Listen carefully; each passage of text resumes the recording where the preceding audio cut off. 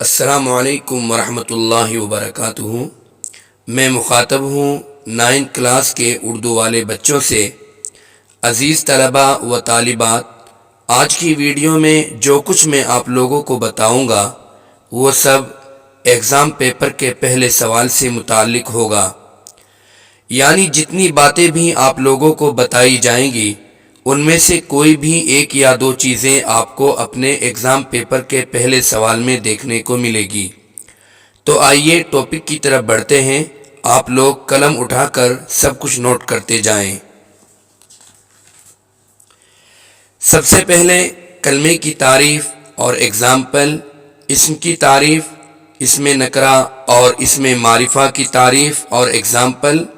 اس کے علاوہ بناوٹ کے اعتبار سے اسم کی قسمیں، جنس کے اعتبار سے اسم کی قسمیں اور مذکر مؤنث اچھی طرح سے یاد کرنے ہیں۔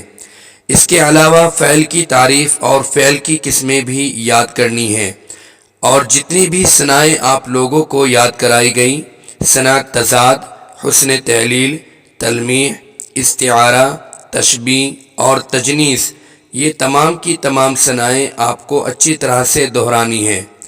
اگر آپ نے یہ سب کچھ اچھی طرح سے یاد کر لیا تو پہلا سوال آپ کی مٹھی میں ہے، اور اگر کوئی ڈاؤٹ کلیئر کرنا ہو تو کمنٹس کر کے پوچھ سکتے ہیں۔